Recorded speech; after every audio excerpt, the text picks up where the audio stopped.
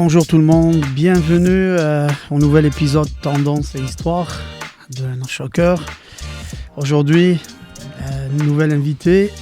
On est vraiment chanceux d'avoir avec nous la jeune et talentueuse joueuse qui a vécu son enfance à Québec, plus particulièrement au club de Phoenix, club de soccer des Rivières. Alors on a l'honneur d'accueillir aujourd'hui Elisabeth T. Bonjour Elisabeth. Salut Nabil. Comment vas-tu? Ça va bien, toi? Ça va, merci. Donc Elisabeth, malgré son jeune âge, elle a décidé de traverser l'océan pour aller jouer pro, actuellement en France. Donc bienvenue avec nous, bienvenue chez toi, dans ton coin, dans ta ville natale. Alors Elisabeth, comme avec chaque invité, tu as le mot d'entrée, donc parle-nous un peu de toi. Où est-ce que tu as commencé le soccer, le foot, comme on l'appelle si bien en France? Donc, de tes débuts, des histoires un peu anodines. Et on y va après par la suite pour aller de l'avant dans cette rencontre d'aujourd'hui. OK. Ben, comme tu l'as dit, j'ai débuté à Phoenix. J'ai commencé à jouer au soccer à l'âge de 4 ans. Puis moi, c'était vraiment grâce à mon père. Qu'on salue au passage. Oui, on le salue. Fan numéro 1 d'Eli. Et aussi grâce à mon frère.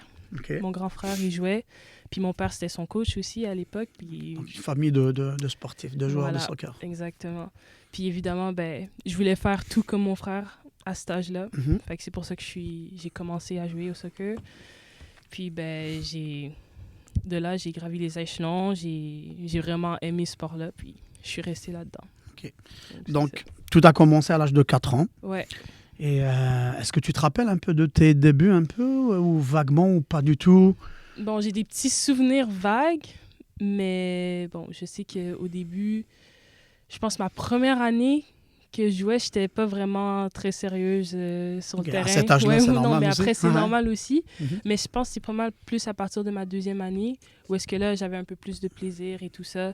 Puis aussi, très souvent, avec mon père puis mon frère, on allait s'entraîner un peu, comme ça, juste pour le fun. Ils me montraient des petits gestes techniques, comme ça. Okay. Puis au fur et à mesure, j'ai commencé à rajouter ça dans mon jeu, puis... C'est comme ça, je pense que... Tu vois la différence après sur voilà. le terrain. Okay. Ouais. À partir de quel moment, on est toujours dans la période où tu étais à Phoenix, Québec des Rivières, à partir de quel moment tu t'es dit, OK, là, je pense que je vais peut-être aller loin dans ce sport-là? Est-ce que c'était à 10 ans, 12 ans, 13 ans, un peu plus tôt? Je pense que, honnêtement, c'est quand j'ai reçu mon invitation pour le CNHP, donc vers l'âge de 12 ans. C'était vraiment là, à ce moment où je me disais, OK, ça commence quand même à être sérieux, parce que là, j'ai dû prendre la décision de partir à Montréal. Donc, c'est quand même, à l'âge de 12 ans, c'est quand même un gros changement. Exactement. Une donc, grosse décision. Oui, voilà. Donc, je dirais que vers cet âge-là, ça commençait un peu à devenir quelque chose de plus sérieux, mais je dirais que c'est un peu plus tard que j'ai vraiment découvert que j'allais me rendre plus loin. OK. Donc, là, à partir de là, les choses commençaient à être plus claires pour toi. Ouais. OK. Avant d'aller à l'étape suivante, est-ce que tu as été dans un programme de soccer, concentration, sport-études, ou tu étais dans une école normale un peu moi, j'étais dans une école normale, justement à l'école Louvive. C'est une école privée, puis j'ai jamais fait concentration, rien de tout ça. Malgré tout ça, tu avais des aspirations, de grandes aspirations et tout, etc. Exact. Donc, à partir du moment que tu as eu l'invitation au CNHP, c'était quoi la réaction un peu de tes parents? Parce que laisser partir une fille de cet âge-là, c'est pas évident. Est-ce que la décision a été mûrement réfléchie? Est-ce que tes parents t'ont donné un peu le go? Est-ce qu'il y avait un certain stress, une certaine peur par rapport à ça? Comment vous avez vécu ces moments quand même très... C'est quand même une très bonne nouvelle, mais en même temps, c'est un sacrifice. Non, mais tout à fait, comme tu as dit. Mais c'est sûr qu'au début, premièrement, on était vraiment contents parce que pour avoir cette invitation-là, j'ai dû passer à travers un long processus de sélection. Je me souviens, à chaque samedi, on allait à Montréal pour faire les équipes du Québec, etc. Puis à chaque mercredi, de la semaine d'après, je me souviens, on allait tout le temps sur le site Internet pour checker si tu avais été retenu ou non. Okay, ouais. Donc ça m'avait vraiment marqué. Okay. Puis au final, de recevoir cette invitation, c'est sûr que... C'était un accomplissement. Oui, voilà, c'était un accomplissement. Puis avec ma famille, on a dû en discuter longuement parce que, comme tu as dit, c'est pas facile de laisser une petite fille partir comme ça. Exact. Puis je pense que c'est surtout que ça venait de moi, que c'était vraiment quelque chose que je voulais faire. Okay. Puis mes parents, évidemment, ils me supportent dans tout ce que je veux faire. Okay. Puis voilà. Puis il y a aussi mon frère qui m'a accompagnée. Donc ça, je pense que ça les a rassurés. OK. Donc ton frère était... Il est venu avec moi la première année. Donc ça, c'est sûr que ça les a vraiment rassurés. Ça change beaucoup de choses. Ça, oui, exactement. Okay. Ça les a aidés. Donc on peut dire aussi que j'ai comme eu cette chance aussi d'avoir un frère qui vienne avec moi. Il s'est sacrifié quasiment pour toi, honnêtement. Donc voilà. OK. Ça, je suis reconnaissante. Okay. C'est bien. OK. Excellent. Après, une fois rendu là-bas au CNHP, donc là, tu commençais à vivre tes débuts dans les choses vraiment sérieuses. Là, tu es passé à un niveau supérieur. Ouais. C'était quoi le premier défi à relever à ce moment-là, quand on change d'endroit, on n'est plus dans le cocon familial? Oui, ton frère était là, mais tu n'as pas ta mère, ton père au quotidien. C'était quoi les défis? C'était quoi ta priorité en intégrant le Centre national de la haute performance? C'était quoi? Déjà, je trouve qu'il y avait quand même plusieurs défis parce que quand je suis arrivée, je commençais le secondaire. Donc ça, c'est un autre truc nouveau qui se rajoute aussi. Puis je dirais aussi, c'est beaucoup plus compétitif là-bas parce que toutes les joueuses, entre guillemets, c'est un peu les meilleures de chaque région qui se retrouvent là-bas. Donc c'est sûr que tout le monde cherche à avoir sa place. Donc c'est sûr que c'est un milieu un peu plus compétitif.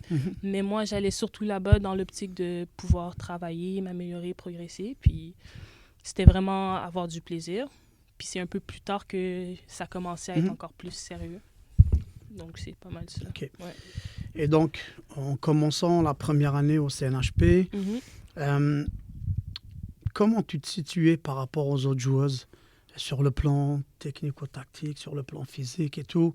Est-ce que tu étais dans la moyenne un peu comme des filles qui se trouvaient là-bas, parce qu'il y a une certaine exigence. Ouais. Il y a des filles qui sont plus vieilles, mais vous êtes dans le même groupe généralement. Et comment toi, est-ce que tu avais un défi à relever sur ce plan-là, technico-tactique? Est-ce que les termes qu'on utilisait, c'était quelque chose du déjà vu? Est-ce que tu étais dépaysé? Ou bien tu te dis, OK, j'avais quand même une base assez solide dans mon ancien club, puis là, j'y vais vers un complément que je vais aller chercher là-bas. C'était quoi cette transition-là? Je pense que pour moi, j'avais déjà une assez bonne base que j'avais appris dans mon club. Donc, une fois que j'arrivais là, je pense que au début, je me situais vraiment dans la moyenne. Mais c'est aussi important de noter que j'avais 12 ans quand je suis arrivée. Puis en général, les filles, elles arrivent en secondaire 3, donc vers 15, 14 ans, un truc comme ça. Donc, j'étais quand même dans les plus jeunes. Exact. Donc, c'est sûr que c'était un peu plus difficile des fois parce que c'est sûr qu'à cet âge-là, les filles plus vieilles, physiquement, elles sont plus fortes que toi. Donc, j'avais du travail à faire par rapport à ça. Mais je dirais sinon que je me situais pas mal dans la moyenne. OK. Donc, c'était pas mal. Et est-ce que tu penses que l'aspect physique t'a aidé un peu à t'intégrer? Parce que je me rappelle de toi, même quand tu étais vraiment jeune, tu étais quand même physiquement assez développé par rapport à l'âge. Est-ce que ça a pu aider un peu Mais je pense que oui, forcément. Surtout en étant surclassé. T'allais vite. Oui, c'est ça. J'avais une joueuse c'est ça exactement. Donc c'était quelque chose qui compensait un peu sur certains aspects techniques, surtout à cet âge-là, parce que comme tu l'as assez bien dit. OK. Après, donc, tu as passé combien de temps au CNHP en tout? J'ai fait 5 ans. 5 années, OK. Tout mon secondaire là-bas. Excellent. Ouais. Puis avec Rudy dans le temps, donc qu'on salue au passage, Rudy. S'il y a quelque chose, une ou deux choses que tu as retenues de ton passage au CNHP, ça serait quoi? Qui t'ont vraiment marqué là? J'en ai vraiment beaucoup appris. Deux choses importantes. Un truc, c'est la rigueur. Déjà aux entraînements, d'être toujours rigoureux, travailler fort, mais aussi le travail en dehors du terrain. On nous le répétait tout le temps, les étirements, faire du rouleau. La préparation invisible un peu. Juste après les entraînements, l'hydratation, ça revenait souvent. Donc, je pense que ça, c'est un truc qui m'a vraiment marqué de ce temps-là. Okay. Ouais. C'est-à-dire que la séance, elle se prolonge, en fait. Ouais. Elle se prolonge au-delà du terrain, du rectangle vert. Ouais, il y a une partie où il vous faisait confiance, donc il fallait s'y mettre pour être toujours dans le haut niveau. Excellent. Ouais. Durant ton passage au CNHP, si ma mémoire est bonne, à l'âge de 15 ans, tu as intégré une équipe semi-pro de Québec, le Dynamo de Québec. Je me rappelle comme aujourd'hui quand tu es arrivé, donc tout le monde se parlait, ok, une fille de 15 ans. Et honnêtement, je me rappelle aussi, comme si c'était aujourd'hui, tu n'as pas eu beaucoup de difficultés à t'intégrer dans le groupe. Les filles t'ont facilement adopté. Ouais. Le staff aussi, à leur tête, Alfred, qu'on salue au passage. Raconte-nous un peu comment tu as vécu, parce que là, tu reviens dans ta ville, mais avec un autre chapeau, un autre niveau. Ouais. Raconte-nous un peu... Bah ouais, c'est sûr que c'était un moment spécial pour moi parce que c'était la première fois que je jouais avec des joueuses vraiment plus âgées que moi, puis aussi des joueuses avec un certain statut. Parce que je me souviens, il y en avait plusieurs comme Gabi Carl, Evelyne Vien, Esther Maïkit et encore plusieurs autres qui jouaient à niveau universitaire déjà, etc. Donc c'est sûr que pour moi, c'était vraiment une bonne expérience parce que s'entraîner, même jouer des matchs avec ces filles-là, ça t'apporte un plus. Puis franchement, c'était que des bons souvenirs avec le Dynamo. Je me souviens, la première année, on a remporté la PLSP. Donc franchement, c'était le premier titre. C'était vraiment que des bons souvenirs.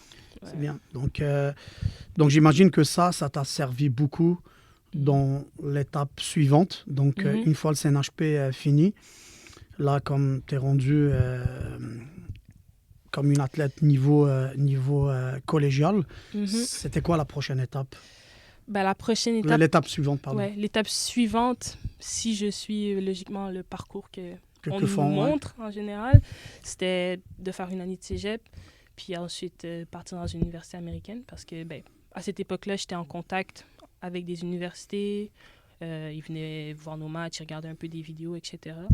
Donc, c'était pas mal ça, ce que je regardais à faire. Puis, au final, j'ai eu l'opportunité de partir faire un stage à Lyon avec les U19. Puis, je suis partie là-bas une semaine. Ça s'est super bien passé. Puis, justement, après cette semaine-là, pour revenir un peu sur ce qu'on disait tout à l'heure, je pense que c'est là que j'ai vraiment réalisé que le monde pro, c'est quelque chose que je veux vraiment faire. Okay. Parce que là-bas, ce que j'ai vécu, c'était incroyable. C'était incroyable. Puis par la suite, voilà. Qu'est-ce que t'as apporté cette période-là, justement? Ce petit passage outre-mer, mis à part que tu te disais, OK, c'est le moment c'est là où je veux atterrir, je veux faire le restant de ma vie dans ce milieu-là, pro. T'as gagné quoi, en fait? C'est quoi le plus que tu as appris de cette période-là? En fait, je pense le fait de voir qu'est-ce qui se passe de l'autre côté. J'ai vu à quel point le jeu là-bas, en fait, les filles vivent du foot. Okay. Genre, c'est vraiment... Elles respirent le foot. Voilà, c'est vraiment leur passion. Puis, genre, comme par exemple, ça m'avait surpris un peu parce que je sais qu'en grandissant, c'était pas nécessairement un sujet avec les filles dans nos équipes. On parlait pas nécessairement des matchs, des joueurs, je sais pas, des équipes en première ligue, des trucs comme ça. C'est pas des discussions qu'on avait. Mais là-bas, ils parlaient juste de ça. C'était que du foot tout le temps. Puis juste de voir l'aspect technique, tactique là-bas aussi, ça m'a... T'as gagné en maturité un peu, OK. Exact. OK, parfait, excellent. Donc là, on se rapproche un peu de plus en plus du moment présent. Ouais. Après, c'était quoi la prochaine station? Justement, j'ai fait, après mon année U19 à Lyon, j'ai décidé quand même d'aller aux États-Unis parce que je m'étais engagée. En fait, c'est compliqué, là, mais je m'étais engagée avec une université américaine avant de partir à Lyon. Donc, j'ai décidé de tenter ma chance et d'y aller. Puis au final, c'était peut-être pas nécessairement ce qui m'avait plu parce que j'avais vu d'autres choses en Europe qui m'avaient beaucoup plus intéressée. Puis aussi, j'ai reçu des propositions pour retourner en Europe. Fait que je me suis dit, bien sûr. Pourquoi pas? Parce que je pense qu'au final, c'est vraiment qu'est-ce que je veux faire. C'est ça. Donc, je suis retournée à Issy-les-Moulineaux en Division 2 française. Ça, c'est une équipe dans la région parisienne, c'est ça? Oui, c'est ça, en région parisienne. Donc, c'est pas une équipe pro, c'est une équipe... Oui, c'est une équipe pro. Okay. Ouais, c'était une équipe pro. Donc, j'ai fait une année là-bas. J'avais signé 1 an. Puis, voilà, maintenant, on y est aujourd'hui. Excellent. Et donc là, maintenant, tu as atterri au Havre. Ouais. Un club qui est très, très connu en France, par son centre de formation, les Ouais. plus huppés en France. Et donc, qu'est-ce qui a changé encore en intégrant une équipe de D1?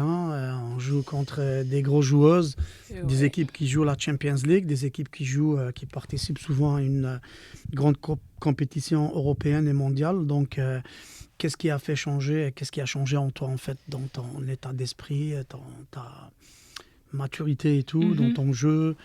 Qu'est-ce qui est différent un peu, en fait, Élie? C'est sûr que la Division 1,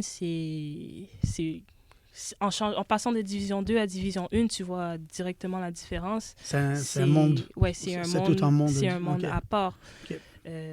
Déjà, juste à mon premier entraînement, je voyais déjà la différence. Les joueuses, ça va vite. Ça va vite. Toutes les premières touches sont parfaites ou quasiment. Moins de déchets. Voilà, moins de déchets techniques, ça va vraiment vite. Et aussi, même le niveau de sérieux par rapport au club. Là, il y a vraiment des échéances très claires à respecter. Donc, les coachs, ils sont très sérieux par rapport à ça. On n'a pas le temps de niaiser ou quoi que ce soit. Donc, moi aussi, c'est une certaine exigence que je dois me rajouter encore plus. Okay, pour moi. C'est bien. Donc, voilà. Et durant tout le cursus qu'on vient d'en parler et tout, depuis le début, est-ce qu'il y a eu une évolution dans le niveau, mais est-ce qu'il y a une évolution dans ton poste? Est-ce que, exemple, tout au début, à 8, 9, 10 ans, tu étais plus attaquante, puis après, tu es devenu défenseur latéral ou peu importe. Comment tu as évolué dans le poste comme joueuse de champ? J'imagine que tu n'as jamais été dans les buts, si ma mémoire est bonne. Okay? Non. Et donc, par rapport au poste, comment ça a évolué? Et pourquoi d'ailleurs? Pourquoi tu es dans le poste que tu occupes maintenant? Là, mon poste, je pense que même encore au jour d'aujourd'hui, ça évolue un peu. C'est bien, honnêtement, c'est bien. Ouais.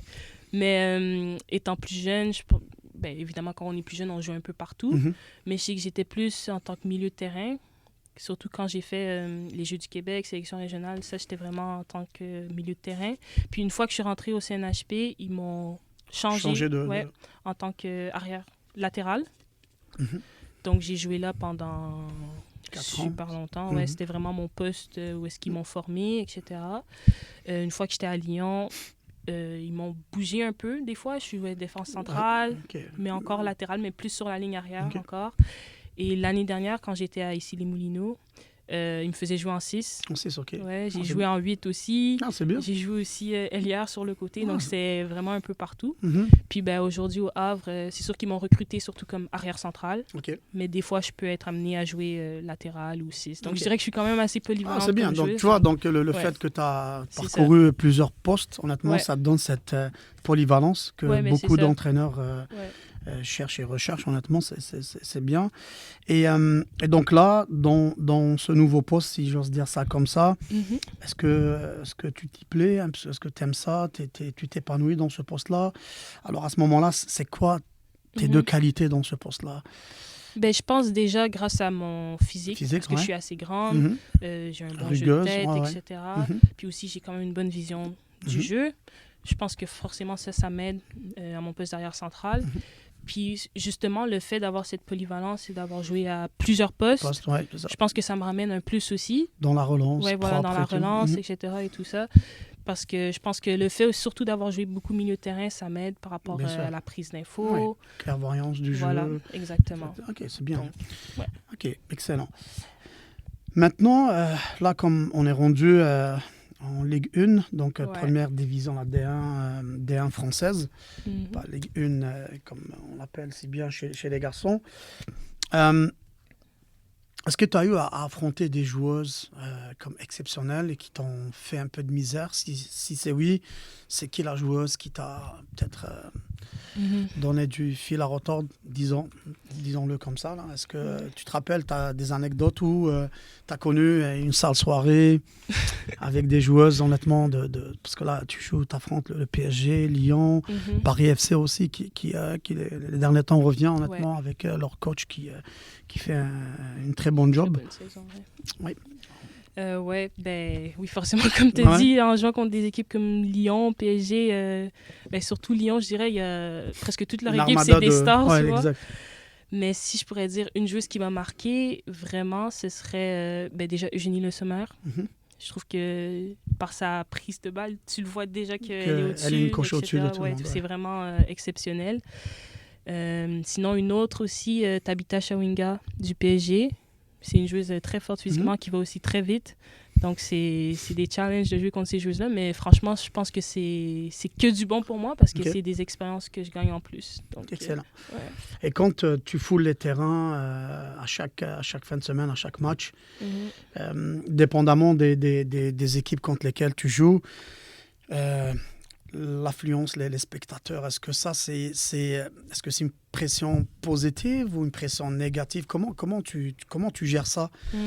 Cette pression, après, ça dépend honnêtement de quel club tu joues contre. Parce que tu joues à Lyon et Paris, c'est différent de jouer contre Montpellier ou un autre club, disons. Comment tu vis l'avant-match un peu, puis j'imagine que tu vas aller fouiller, regarder un peu l'équipe qui reçoit. Est-ce qu'il y a du monde qui vient voir le match? Parce que c'est important, c'est une sorte de motivation. Comment toi tu vis ces moments-là, Élie? Déjà, je sais que nous, on a vraiment une chance au Havre. C'est le fait qu'on joue dans le stade Océane.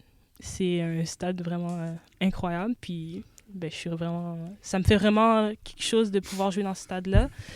Puis, comme tu as dit, en fonction des matchs comme Lyon, il y aura plus d'affluence ou autre. Mais je pense que moi, c'est pas nécessairement quelque chose qui va me stresser. Au contraire. Au contraire, je trouve que c'est c'est cool, motivant. c'est motivant. Exactement. Mais certains le prennent d'une autre façon. Donc, si tu le prends de cette façon-là, donc, j'essaie en fait de pas trop penser aux gens qui sont là. Puis vraiment, juste me focusser, concentrer sur le match. Puis, pour préparer les matchs, c'est sûr que qu'est-ce qui m'aide à être en confiance, c'est déjà de pouvoir regarder un peu les matchs des autres joueuses, voir un peu comment elles jouent. Comme ça, c'est sûr que ça me prépare. Donc, en étant plus préparé, t'es moins stressé. Exact. Puis, franchement, c'est ça. C'est trippant. Ouais. Comment tu prépares ton match dans le vestiaire? Chacun a sa routine. Il y en a qui écoutent de la musique en solo, d'autres en groupe. Toi, personnellement, les 1h30 avant le match, quand tu arrives dans le vestiaire avec le groupe, c'est quoi ta routine, Élie? Qu'est-ce que tu fais pour que tu te dises, OK, je suis là-dedans, je suis prêt? Parce que des fois, c'est un peu délicat. Si on ne fait pas la même chose qu'on a fait au dernier match, on pense que... Comment toi, tu prépares le match? Non, mais tout à fait. Moi, je suis quelqu'un... je dois vraiment rester dans ma bulle à moi. C'est sûr que j'ai mon casque. Des fois, j'écoute de la musique ou aussi, j'aime regarder mes vidéos highlights des bonnes actions que j'ai faites. Pour faire une imagerie positive. Voilà, comme un peu de préparation mentale. C'est ça. Puis sinon, j'ai aussi ma préactivation que je fais avant tous les matchs. Donc, rouleau, des étirements, rouleau, etc., tout ça. Puis, c'est vraiment essayer de me focusser sur qu'est-ce que je veux faire pendant le match, rester dans ma bulle, regarder certaines inscriptions que les coachs ont écrites, des trucs qu'on doit se rappeler. Puis, c'est vraiment ça. Est-ce que vous avez des indications individuelles? Exemple, tu joues axial et que l'attaquante adverse, elle est grande. Est-ce que vous avez comme des cues qui disent, OK, c'est telle joueuse, attention, est-ce que c'est comme au poste? Est-ce que vous avez ce genre d'informations pour se préparer ou c'est toi qui vas aller chercher cette information? Est-ce qu'au Havre, on fonctionne comme ça ou c'est toi peut-être qui vas aller voir un peu l'adversaire? Non, mais c'est sûr que pendant la semaine, avant le match, on va travailler, on va faire de la vidéo par rapport aux joueuses de l'autre équipe. Donc, s'il y a des points marquants, c'est sûr qu'ils vont nous le donner. Puis, après, c'est sûr que nous aussi, on peut faire regarder de nous-mêmes, de notre côté, les joueuses pour se préparer mieux. Puis, c'est sûr que le club aussi, ils vont mettre de l'accent sur les joueuses pour les marquages, en fonction des tailles, etc., des forces de chacune. Donc, c'est sûr que donc, tu as un maximum d'informations. Exactement, pour être prête. Vous avez joué combien de matchs à date? Là, on est à la mi-saison, donc 11 matchs. 11 matchs, 11 matchs, c'est ça. C'est bien.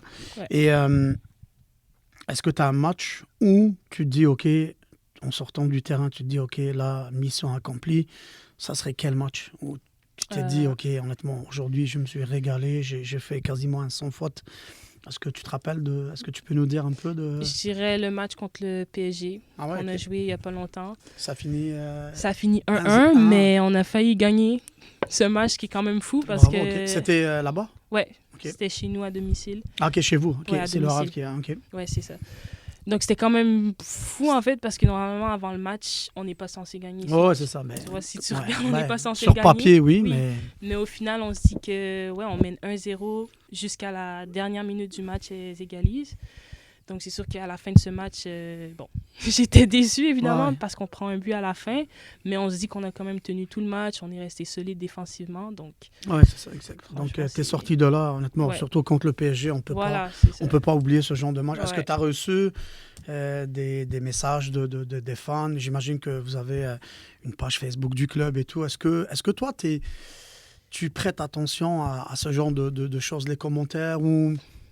tu laisses ça de côté parce que des fois, ça peut affecter. Ouais. Est-ce que c'est quoi ton Honnêtement, quotidien? Pas vraiment? Pas vraiment. C'est pas quelque chose qui va... Plus de la famille, des commentaires de la famille, des proches, des trucs comme ça. Qui t'envoient de temps en temps. OK, c'est bien.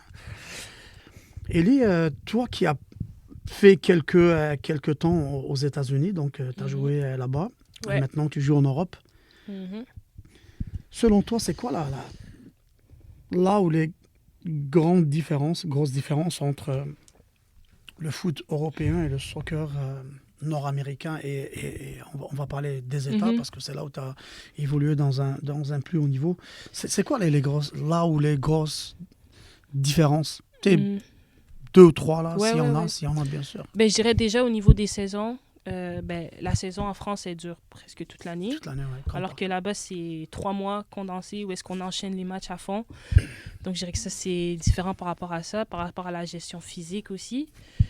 Puis sinon, si je vais par rapport au style de jeu, évidemment, en fonction des universités aussi, aux États-Unis, ça peut changer. Oui, bien sûr. Mais je peux dire que le jeu, il est beaucoup plus axé sur le physique aux États-Unis qu'en France, parce que c'est vraiment plus tactique. C'est un jeu anglo-saxon. Oui, voilà. Okay.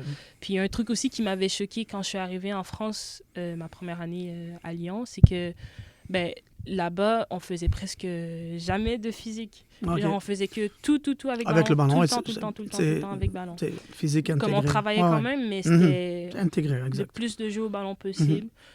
Donc ça, j'ai trouvé ça vraiment différent parce qu'après, quand j'étais allée aux États-Unis, on faisait vraiment un peu à l'ancienne, et de la muscu tout le temps. Donc ils dissocient un peu le travail physique avec le ballon. Ouais, voilà. Okay. Mais c'est ça.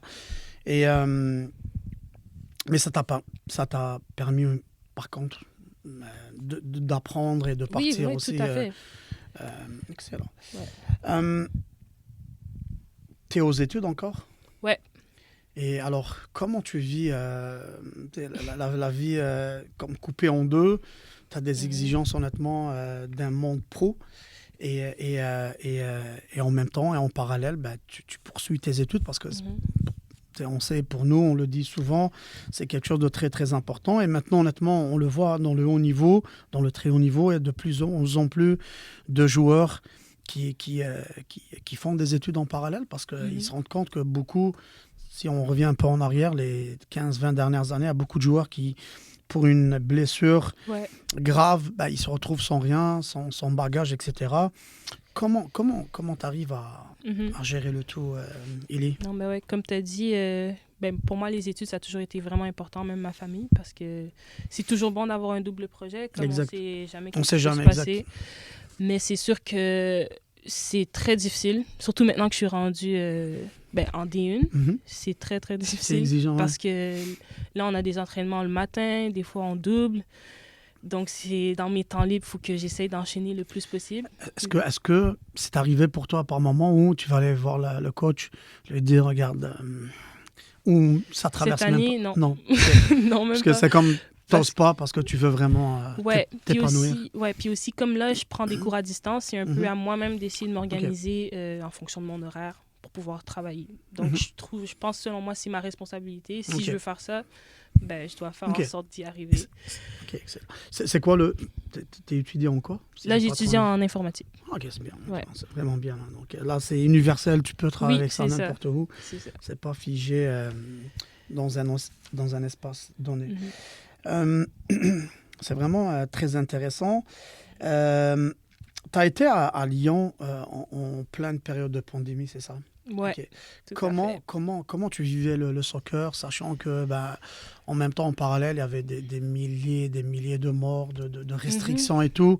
C'était comment le quotidien un peu, sachant que c'était vraiment un autre monde qu'on n'a jamais vécu. Non, ben oui. Ça ressemblait à quoi, en fait? Ben déjà, je pense qu'en France, c'était un peu différent de Ouais, ici. exact. Parce que je pense ici au Québec, vous aviez plus le droit de jouer, non? Par Ou... moment, on avait le droit, on avait des Ok. restrictions, puis c'était surtout de faire un travail, des exercices analytiques. Ok. Il n'y a, y Ok, a- y a- ouais. y a pas, y a pas, y a pas d'opposition, en fait. Ok. Il n'y a jamais Ok. de 1 contre 1 ou 2 contre 2 ou des matchs. On n'en avait pas, juste travailler, respecter un certain nombre. Je ne me rappelle pas bien, peut-être sur un terrain à 7, peut-être il fallait être 15 joueurs ou 20 joueurs. C'était Ah, ok, vraiment il y avait. des Ouais. restrictions en nombre, mais en même temps des restrictions dans la façon de s'entraîner. Il Ok. y avait pas de contact, il n'y avait pas de duel. Donc, il n'y avait que des C'était. travail analytique. Là. Donc, là-bas, c'était comment? Ouais, parce que, ouais, justement, chez nous, c'était. On pouvait s'entraîner normalement. Donc, il n'y avait pas vraiment de restrictions et tout ça. OK. La seule différence, c'est qu'on ne pouvait pas jouer de match. Donc, on faisait que s'entraîner tout le temps et on faisait des matchs amicaux contre les garçons de l'académie, les Mhm. U14, U15, voilà. Donc, c'est sûr que par rapport à ça, c'était un peu dommage pour moi parce que c'est sûr que j'aurais aimé pouvoir faire des matchs contre les autres équipes et Mhm. tout ça. Mais après, ça reste que j'étais quand même contente de pouvoir Ben oui, m'entraîner en sachant que certains de exact. mes amis ici, On ils ne pouvaient était... rien faire. Exact. Donc, Exact, c'est sûr exact. que c'était... Exact. Donc, j'imagine que là, on est arrivé au Havre, un Ouais. bon club formateur en France, etc. Mais tes ambitions vont s'arrêter où? C'est quoi, selon toi, ta prochaine étape, ta prochaine destination? Ou bien, t'es- vers, où est-ce que tu veux Mhm. atterrir la prochaine fois? Euh, si j'ose dire ça comme ça, Mhm. Élie. Non, honnêtement, au jour d'aujourd'hui, je sais pas vraiment. Parce que là, j'ai signé pour 2 ans encore au OK. Havre. Donc là, je suis bien là où je suis en ce moment. Puis je pense que j'ai encore Beaucoup à beaucoup apprendre. à Et apprendre. puis- J'ai des axes de progression Mhm. encore. Mais c'est sûr que j'aimerais pouvoir jouer en Champions League OK. d'ici les prochaines années. Ce serait un des objectifs que j'aurais. OK. Ouais. Et est-ce qu'il y a un club en particulier, une ligue en particulier que tu aimerais atterrir un de ces jours? Parce que oui, là maintenant, tu es en train de prendre du millage, de gagner Mhm. du temps de jeu, gagner du respect, avoir un Voilà. statut, mais à un certain moment, le Havre, c'est bien, mais peut-être tu vas te dire, OK, là, je pense que le moment est venu pour changer d'air, pour aller Mhm. faire mieux. Est-ce que tu as... C'est quoi ton club favori? T'es fan de quel club? Peut-être Euh, pour pouvoir peut-être atterrir un jour. Exemple ben, Chelsea, City, Barcelone. ben, je sais que c'est forcément un de ces clubs-là en OK. Espagne ou même en Angleterre. Ouais, c'est Ce ça. Parce que. serait Mhm. après une équipe en particulier, je pourrais pas te dire, OK. mais c'est sûr que jouer dans une de ces top ligues, vraiment, ce serait Ça serait ouais, comme un rêve pour toi. un rêve pour moi, OK. franchement. Ouais.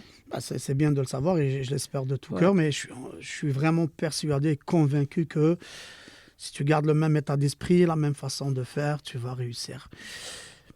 Maintenant, il y a beaucoup d'auditrices et d'auditeurs Mhm. qui nous écoutent. Euh, Avec tout le parcours que tu as fait malgré ton jeune âge, Élie, quel conseil peux-tu donner aux jeunes d'aujourd'hui qui nous Mhm. écoutent, c'est qui passent par des programmes, des concentrations, des sports-études, Mhm. sachant contre leur sort des fois, ils passent des nuits blanches et tout. Est-ce que tu as quelques messages à passer? Mhm. Quelques conseils? Ouais. Un message que moi je trouve important puis qui représente aussi un peu mon parcours, ce serait vraiment de oser, de pas avoir peur, d'oser. Je sais que des fois, pour les jeunes de Québec, des fois, ça peut être difficile Mhm. de sortir un peu de notre Ouais, environnement exact. et tout ça. Mais je pense que si on veut vraiment quelque chose, faut pas avoir peur, essayer d'oser, mettre toutes les chances de notre côté Mhm. pour pouvoir réussir. Et au pire des cas, si ça fonctionne pas, au moins, Exact. tu n'auras pas de regrets Mhm. après. Mais vraiment de oser, de croire en soi, puis d'y aller. Puis je pense aussi que c'est important de savoir qu'on n'a pas tous un parcours Ouais, qui va être exactement. pareil. Comme moi, par Exactement. exemple, je suis passée, j'ai fait des Ouais, allers-retours entre exact. les deux continents. Exact. Mais au final, on peut tout y arriver, peu Excellent. importe. Excellent. Puis, est-ce que tu as eu des moments difficiles durant... Parce que là, on a parlé, tu es passé d'un niveau vers un autre. Quelqu'un qui nous entend, il va se dire, OK, mais j'imagine, dans chaque transition, chaque passage vers un niveau supérieur, il y avait des moments difficiles. Si oui, j'imagine que oui. Ça serait quoi? Ça serait lesquels? Certainement. Je pense que déjà, mon arrivée à Lyon, les premiers mois, pour moi, c'était vraiment très difficile parce que c'était la première fois que... j'avais 17 ans à ce temps-là, puis c'était la première fois que j'étais vraiment, vraiment, vraiment loin de ma famille. Comme là, je pouvais plus rentrer à chaque week-end. Je devais attendre super longtemps. Puis c'était un nouveau pays, nouvelle culture, nouveau style de jeu. Donc même moi, au début, je trouvais que j'étais pas très performante, autant que je l'aurais voulu. Mais je pense que, justement, c'est... parce que j'ai continué, j'ai persisté, puis qu'au final, ça a fonctionné. Est-ce qu'ils ont mis en place, sachant que tu es une étrangère, on va dire ça comme ça, est-ce qu'ils ont mis en place comme une façon de faire pour justement intégrer facilement les joueuses qui viennent d'ailleurs, ou bien c'est toi qui devais se débrouiller tant bien que même? Est-ce que comme tu es dans le temps, il y avait beaucoup de joueurs pros qui allaient en Angleterre, entre autres, puis ils n'étaient plus les mêmes joueurs performants que dans leur club, comme leur club d'avant. Mais Arsenal, exemple, sous l'ère de Wenger, justement, lui, il faisait tellement attention à ça qu'il a mis en place quelque chose qui aidait les joueurs à s'intégrer. Et bien sûr, on voyait qu'à chaque année, quand des joueurs arrivaient, ils n'avaient pas de problème à performer parce que justement, il a mis en place un mécanisme qui permettait aux joueurs de s'intégrer, socialement parlant, parce qu'avant tout, c'est social. Ou bien c'est toi qui es allé chercher un peu cette faculté de t'adapter, de t'habituer à cette... Est-ce que... je dirais que c'était un peu des deux. Comme forcément, le club, ils essayaient de m'aider, etc., à m'intégrer. Mais c'est sûr qu'au niveau académie, il n'y a pas autant de joueuses étrangères qui viennent que quand tu arrives au niveau pro, où est-ce que tu as un contrat et le club a des exigences. Donc, c'est sûr que je pense que le club, vu que c'était un club vraiment pro, il mettait des choses en place pour m'aider. Mais après, c'est sûr qu'il y a un certain côté qui vient de moi aussi, que je dois mettre l'effort pour m'adapter avec les joueuses, les coachs, etc. Donc, c'est pas mal ça. Si... une question comme ça qui me vient en tête, là, puis j'aime pas poser les questions directes comme ça. Si Ellie n'était pas joueuse de soccer, elle serait... Voilà. C'est quel sport que... un autre sport? Ouais. J'ai fait du patinage artistique longtemps. Ah ouais, OK. Ouais. Ça choque beaucoup les gens souvent, mais j'étais pas mal aussi. J'ai commencé à 5 ans jusqu'à peut-être 10 ans, 11 ans. C'est au moment où j'ai dû prendre une décision entre le foot et le patin. Donc, patinage, tu étais une bonne athlète. Ouais. OK.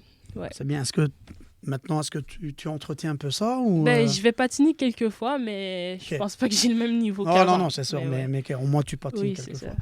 OK. Donc, honnêtement, on a fait quasiment le tour avec Ellie. Est-ce que tu as une idée un peu sur le soccer à Québec? Est-ce que tu es en contact permanent un peu avec ce qui se passe dans la région ici, à Québec? J'imagine beaucoup d'amis qui maintenant, peut-être, pour certaines, sont rendues un peu plus vieilles, peut-être post-universitaires et tout. Est-ce que tu gardes un contact avec la ville qui t'a vu naître, qui t'a vu pousser, aller de l'avant? Est-ce que ça, pour toi, c'est quelque chose d'important? Oui, c'est sûr. C'est très important de ne pas oublier les gens qui nous ont aidés et tout ça. Donc, c'est sûr. Là, je vois qu'il y a eu beaucoup de choses qui ont changé au niveau des clubs et tout ça. Donc, je trouve que c'est une bonne chose aussi de voir que ça évolue. Est-ce que le club, ton ancien club, t'invite pour faire comme des je sais pas comment, je trouve pas le mot là, mais t'invite à faire une petite rencontre avec... Parce que, honnêtement... Tu es vraiment une source d'inspiration pour beaucoup de filles, surtout les filles, les garçons aussi, mais plus les filles.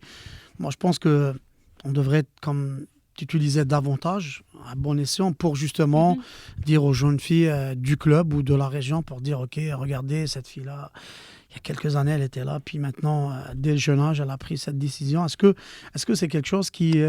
Mais ça, c'est quelque chose qui, certainement, ça m'intéresse à faire, tout à fait. Après, c'est sûr que je suis pas très souvent ici. Oui, c'est ça, exact. Mais... Tu repars quand?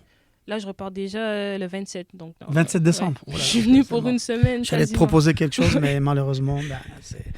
Mais ça ira une autre fois. Bien sûr. Honnêtement, parce que c'est vraiment une source d'inspiration. Ouais. Et des fois, on a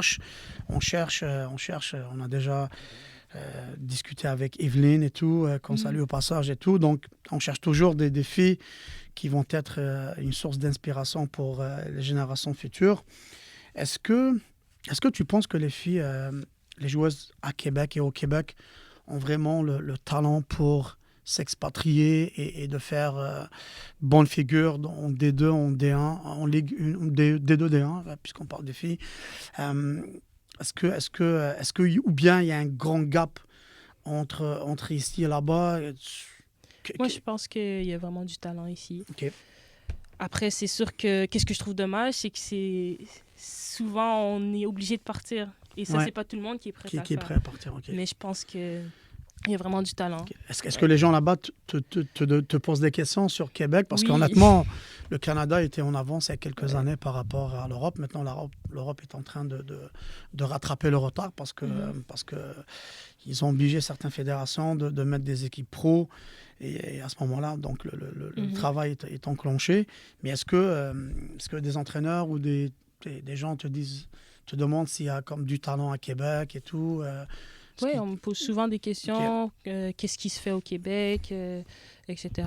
Comment... déjà, ils s'intéressent aussi à savoir un peu où j'ai joué, est-ce que je connais des joueuses et tout ça. Donc, excellent. Ouais. Est-ce que tu peux leur recommander des joueuses si jamais il y a des joueuses intéressantes? Bien sûr. Tu peux aller jusque-là, c'est parfait, excellent. Est-ce que... comment tu vis maintenant de retour chez toi après... comme une longue absence, comment tu profites de tes journées, Élie? Là, déjà, j'essaie de profiter au maximum avec ma famille parce que je les vois tellement rarement que ça fait vraiment du bien de les voir et tout ça. Après, c'est sûr que je suis encore à l'école en ce moment. Ouais. Donc tu es obligé de... Oui, voilà. Donc, j'essaie de prendre un peu de l'avance sur mes cours pendant ce temps-là. Donc, je travaille beaucoup. Puis, j'essaie de revoir des amis un peu. Donc, c'est vraiment c'est bien. Ouais. Parlons maintenant un peu de ce qui englobe le tout. Ce qui est le rêve de quelqu'un, c'est devenir international. Donc, là, tu as fait Canada U17. Maintenant, tu es en U20. Et raconte-nous un peu qu'est-ce qui est différent un peu d'être en sélection versus d'être au quotidien dans un club avec un entraîneur, alors que la sélection, c'est on se voit selon les échéances, etc. Puis, si on fait une petite comparaison entre une sélection 17 ans versus une sélection 20 ans, puis parle-nous un peu de la CONCACAF, un peu le niveau de jeu, même si des fois, il y a des équipes un peu, comment on va dire, moyennes, soit-elles, là, mais parle-nous un peu de la sélection. Oui, la sélection, c'est sûr que c'est une fierté, forcément, de pouvoir jouer à ce niveau-là. Puis, c'est des petits camps, donc tu n'as comme pas énormément de temps, mais il faut que tu sois performant à 100% si tu veux être appelé au prochain camp. Et vraiment, c'est que des bons souvenirs que j'ai de ça aussi en U17 et en U20. U20, c'était l'année dernière, ma dernière sélection, justement à la Coupe du Monde. Ça, c'était vraiment une super de bonne expérience. Excellent. Puis, j'imagine maintenant, tu attends avec impatience la convocation pour l'équipe A. Et selon toi, est-ce que tu es proche? Est-ce que les joueuses actuellement en sélection, est-ce que c'est un grand gap entre toi et elle? Ou bien tu te dis, OK, honnêtement, je suis vraiment proche, donc il faut vraiment que je me sacrifie encore plus? C'est sûr que j'attends, mais honnêtement, par rapport à ça, je me mets pas de pression parce que je sais que j'ai encore le temps de progresser et tout ça. Et comme je pense que j'ai une certaine marge de progression à aller chercher, mais je me rapproche petit à petit. Est-ce que si tu es sélectionné, mais on te demande de jouer un autre poste, est-ce que c'est quelque chose d'envisageable pour toi? Tu te dis, OK, je vais prendre la chance, puis après c'est à moi de leur montrer ce que je suis capable de faire. C'est possible? Moi, je suis prête. Okay, parce que peut-être, là, je sais que certaines joueuses ont été rappelées parce que il y avait des joueuses qui étaient blessées au dernier moment. Donc pour colmater les brèches un peu. Donc, elles étaient obligées de changer de poste. Donc, tu es prête à aller... Mais pour moi, je pense que juste d'avoir la chance de pouvoir jouer avec l'équipe, peu importe, ça fait plaisir. Parle-nous un peu de tes parents, Élie. C'est pour moi la chose la plus importante. Ouais. Qu'est-ce que tu peux nous dire de tes parents? Mes parents, je pense que c'est mes plus grands supporters. Dans tout ce que je fais, ils sont toujours là pour moi. C'est eux qui m'ont aidé et tout ça. Puis franchement, j'ai que de la reconnaissance envers eux. Je sais qu'ils sont originaires de la Côte d'Ivoire, les deux. Qui va abriter la prochaine Coupe d'Afrique. Oui. Ils sont originaires de la Côte d'Ivoire, puis ils sont arrivés au Canada, ça fait longtemps maintenant, mais pour les études. Puis au final, ils se sont installés ici. Donc je sais qu'ils ont aussi beaucoup donné pour moi, pour mon frère aussi. Donc franchement, c'est tout pour toi. Est-ce que par moment, ils influencent un peu ta décision ou ils sont plutôt plus comme... conseilleurs, on va dire ça comme ça. Ben, je pense oui. Conseiller, pardon. Oui, conseiller, ouais. Mais je pense que ils vont toujours me donner des conseils parce que c'est sûr qu'ils ont une certaine expérience que moi, j'ai pas. Mais ils vont toujours me supporter dans tout ce que je fais. Et, voilà. Et ton frère, est-ce que toujours en contact permanent avec lui? Ouais. Tout le temps. Est-ce que tes parents viennent te voir de temps en temps en France? Okay. Ouais. D'ailleurs, mon père, il était venu pour mon tout premier match cette année. Okay. Donc... C'était contre qui? Contre Lyon. Ah ouais, ok. Ouais. Dès le départ, un gros match. Oui, direct. Ça a fini combien, ce match-là? On a perdu 4-0. 4-0, ok. Ouais. Mais j'étais vraiment contente qu'il soit là. Est-ce que tu as joué d'entrée? Ouais. Depuis le début, tu es titulaire et tout ou... Bon, pas à tous les matchs, mais justement, ce match-là contre Lyon, parce que de base, quand j'ai signé, je ne m'attendais pas nécessairement à commencer. Beaucoup de temps de jeu, etc. Donc, je pensais pas non plus commencer. Mon père non plus, il savait même pas, donc il était surpris quand il m'a vu sur le terrain. Donc, c'est sûr que ça lui a fait... Donc, honnêtement, Élie, on a vraiment fait le tour. C'était vraiment agréable de te parler. Je ne sais pas si tu as d'autres choses, un coucou à passer à des amis, à tes parents, à tes amis de France. J'espère qu'ils vont t'écouter. Qu'est-ce que tu veux dire pour conclure un peu notre rencontre? Non, mais je peux saluer un peu mes coéquipières au Havre. Puis aussi, je salue spécialement Kédi Gouelet, qui est quelqu'un qui a... Kédi? Ouais, Kédi. Kédi, c'est un philosophe, là. Je l'ai vu ça il n'y a pas longtemps. Ouais. Je sais que c'est quelqu'un qui a été important aussi pour ma famille, pour mon frère et tout ça. Ouais, Kédi, c'est un chic type, là. Ouais. OK. On va lui passer le message, honnêtement. Là, je suis encore en contact avec lui, là. OK, donc, ce qui met fin à notre belle rencontre. Toujours aussi souriante, Élie. Je me rappelle comme aujourd'hui, honnêtement, quand tu as atterri au Dynamo à l'âge de 15 ans, puis sans calcul, tu jouais, tu faisais la job, puis tout le monde était content, le staff et les joueuses compris. Merci beaucoup d'être venu, te déplacer pour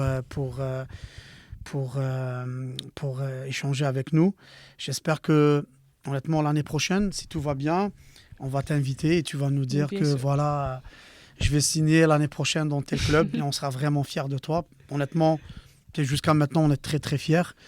Les filles de Québec qui sont allées loin se comptent sur le bout des doigts. Je peux citer Ariel Petitclerc, Gab, Evelyne, Marie Levasseur, Mel Roy qui a joué aussi en D1. Donc il y avait vraiment on a de bonnes joueuses.